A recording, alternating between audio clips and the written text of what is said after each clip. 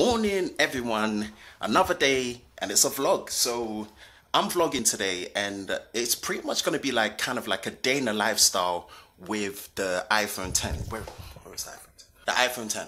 So my review of the iPhone 10 dropped, so I pretty much just want to show you a day with the iPhone 10, how it is to use the phone throughout my day, and also talk to you about a few bits in the review that I didn't really touch on too much. So I'll just give you my overall experience and some of other things that I didn't talk about. So walk with me through the day and I am going to show you how it is with the iPhone 10. Some of the footage is going to be off my mirrorless camera, which is the Panasonic G7, and you'll be seeing some of the stuff from the iPhone 10 as well, so you can see the video capabilities. So walk with me through the day. Let's go, let's vlog, let's do it.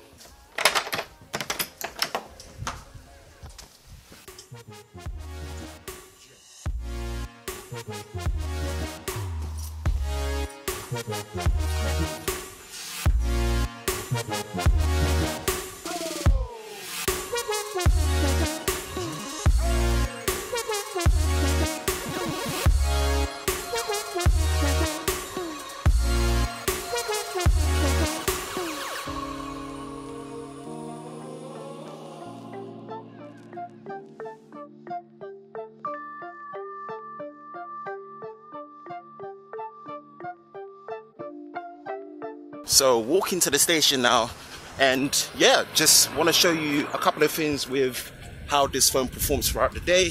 So I've got an iPhone 10 here on the mini cradle handle, so we're just going to see how it performs. I'm becoming more comfortable having to vlog now. Whew, make sure you don't get run over, run quickly.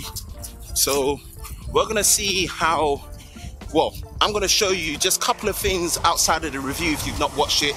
And in regards to the review, I wanted to give a big shout out to my boy A1. I'm going to link his channel in the description below. Go check him out.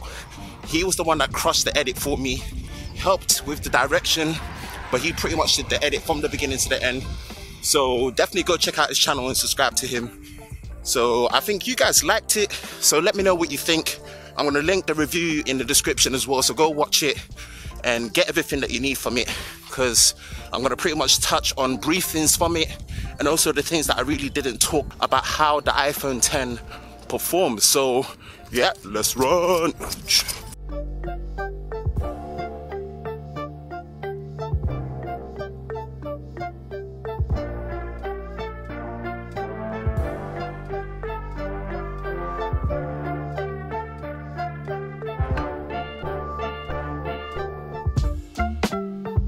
So waiting at the train station, missed the train. Now the next one should be coming the next minute, I think. Yeah, so waiting for that, jump on the train, head to work, and then carry on from there.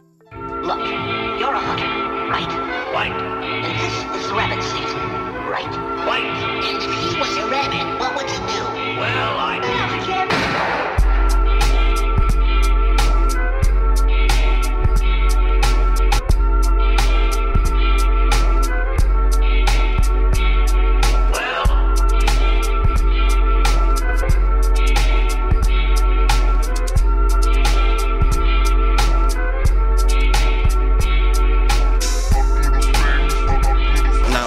like when you're on the underground, when there's less people on there, you can see not many people except for me.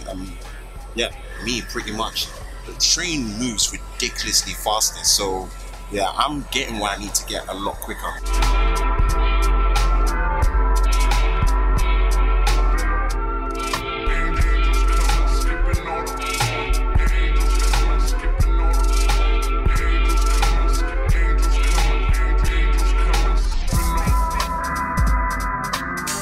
Usually I would run, but I'm not going to run because I won't make it. So I actually made it onto the train. I didn't think I would make it, but I have. So on to the next bit and my next stop. He doesn't have to shoot me now. Well, I say he does have to shoot me now. So one more switch and stop, and I will be at my location. So stopping here right now, seeing where I need to be. So let's do this. Currently at Oxford Circus. I don't know if you can see it, Oxford Circus Station. So one more stop and I'm at Tottenham Court Road, where I need to be, and then we can again carry on from there. Look at what you did, look at what you did, look at what you did, look at what you did, look at what you did, look at what you did, look at what you did. So finally at my stop. So just walking off, let me get myself to an escalator. Hear the sounds of the underground, someone playing music. And we're making our way up. Right, let's see, and run up. And then run out of breath. Damn, these stairs, so many.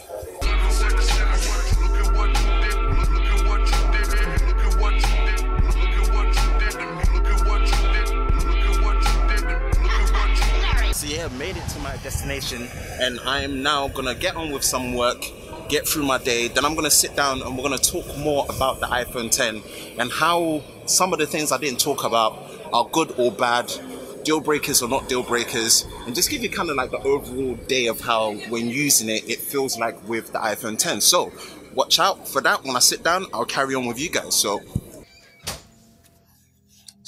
my day is pretty much rounded up.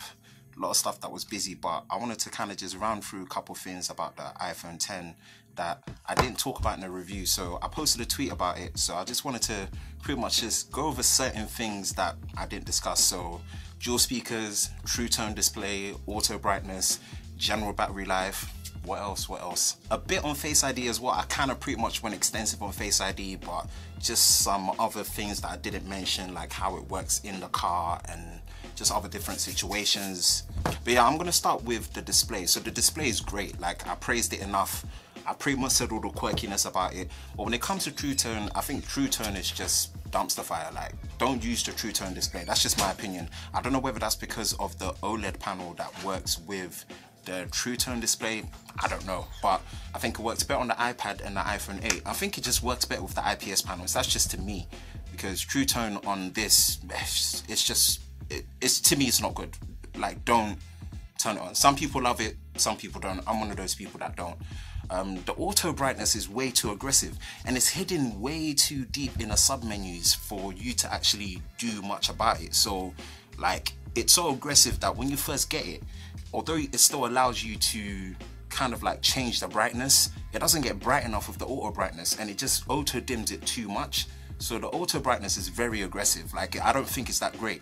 But when you turn it off, honestly, this is probably one of the brightest OLED panels that I've seen on any of the smartphones out there. It's like, it's hella bright. But in automatic mode, the Galaxy Note 8 actually works better. So it's a weird toss up. Like, very good display. Like, I'm probably saying one of the best displays, but it's not outright the best display experience, like I said. So that's another thing to consider. So the battery life is good. Like, it's decent. It's not like gonna win any awards. It's not 8+ good. I mean, the main thing that you expect from here is the fact that because obviously it's an iOS device, the standby time is good.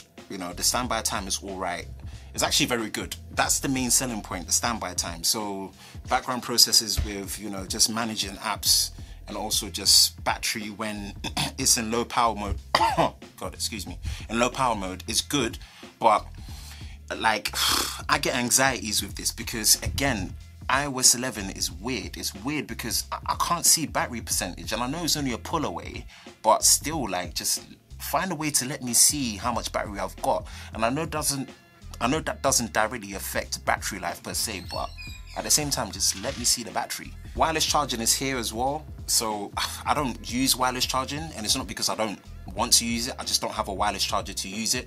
So that's another thing to consider, but it's there. It's not as fast as what you get on the fast wireless charging, but it's there. So it's good that if they're going for a glass design, that wireless charging is enabled. So I don't know, that's another thing to consider. Now, fast charging is enabled on here, but you've heard it many times, like, for this price, like, give me the fast charger in the box. Like, even if you do have one of the newer Type-C power bricks, the 29 watt and above for the MacBooks, yeah, you've got that, but then you still got to spend extra money on a Lightning to USB-C cable. Like, you've heard this complaint enough, but it's annoying. Like, you've been used to having fast charging out of the box on most Android phones since like 2014. But yeah, Apple jump onto the game, finally officially support it. And I know you can use the iPad charger for it, but then you're gonna have to pay extra. So I've not really been able to benefit from the true spec. I use my iPad charger to fast charge it, great, but the official fast charging that allows you like 50% in 30 minutes, I've never been able to experience it because I'm not willing to spend £75 or whatever amount extra when I don't need to. Like, come on man, you've charged me already, I pay a lot for this, like just let me have the fast charger in there.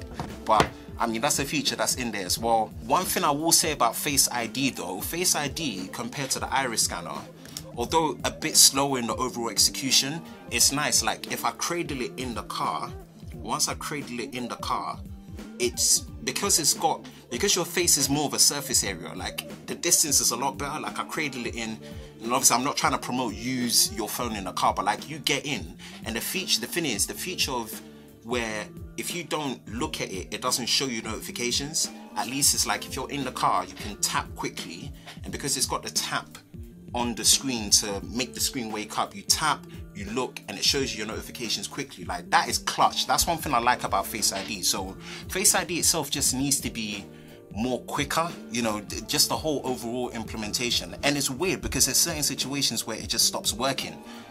Overall though, I'm trying to think if there's anything else that I've missed, but I think genuinely speaking, the phone speaks for itself. Dual speakers, yeah. So the dual speakers on here compared to the 8 Plus, this has more clarity. There's more clarity, like the volume, the sound is more clear compared to the 8 Plus in terms of the dual speakers. The only thing is it doesn't get as loud. It's not to say it's quiet, it doesn't get as loud as the 8 Plus, and I think that's just because of the earpiece at the top is a smaller earpiece compared to what you get on the 8 Plus. So I think it's more because of that reason, but they've been able to tune it. To me, it just sounds more clear.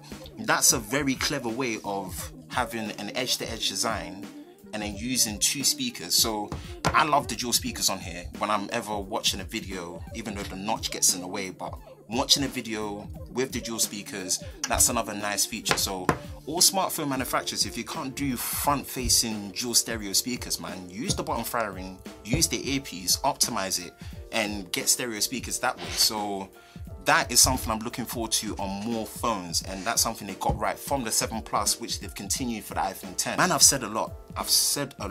I think overall, to be honest, there might be again more stuff, but there's always stuff that you can keep talking about with these products. These products are like power computers in your pocket. Overall, this is a cliche product, and I've said it, like, it's a cliche product because it is the best iPhone I've ever used. It's the most different iPhone I've ever used. It's the iPhone that is worth getting this year compared to any of the other iPhones. And I've said it, unless you're gonna get the 8 Plus and the 8 as the same price as the 7 and 7 Plus, the 8 and 8 Plus ain't worth it. Like, save your money, get the 7 and 7 Plus. Makes more sense. Obviously, if you can get the 8 and 8 Plus for the same price, do it. But it's a big jump, and this is the only one worth getting. But this is kind of like a brave reactive product, you know. If you haven't watched my review, watch it. You probably have, and I said the same thing.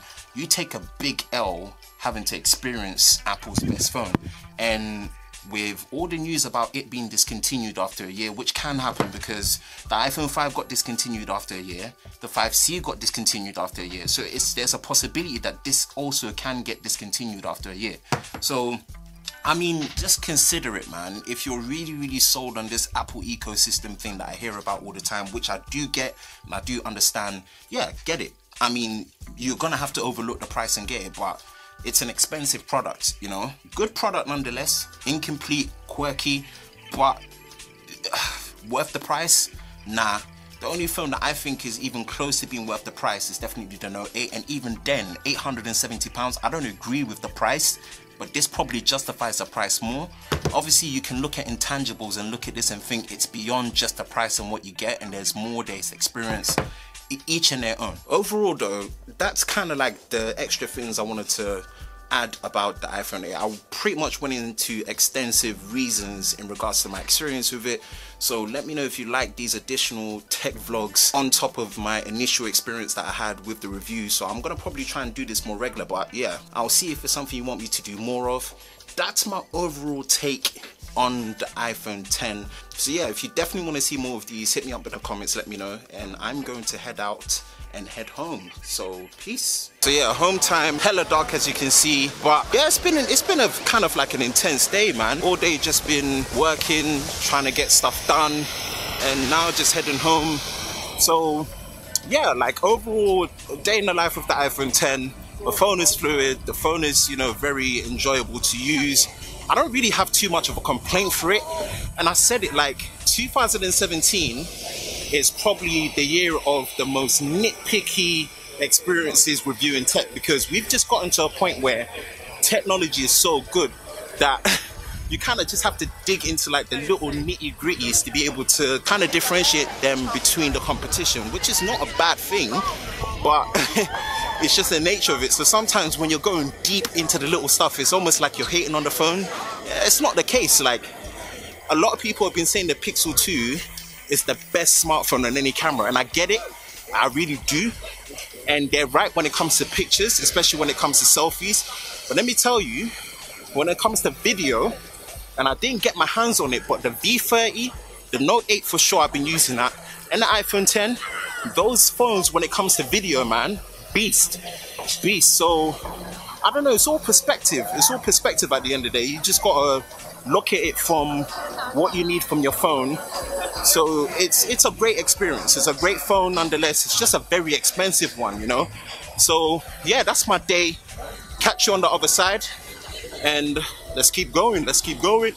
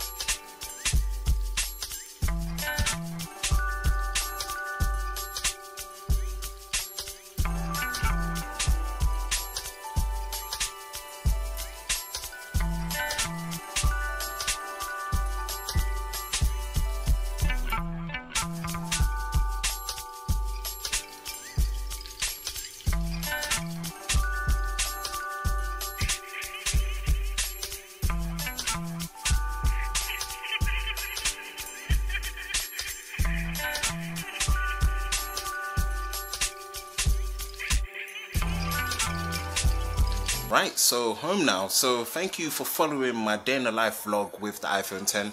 Let me know if you enjoy these kind of like day through extra information about these products that I review, because there's a lot of information, and even then I'll probably miss some few things, but we'll have a discussion on Twitter. Follow my Twitter handle, subscribe, hit the notification bell. Let's have discussions in the comment section below. Again, your host Ben, on Lover of Tech, signing out. I'll catch you next time.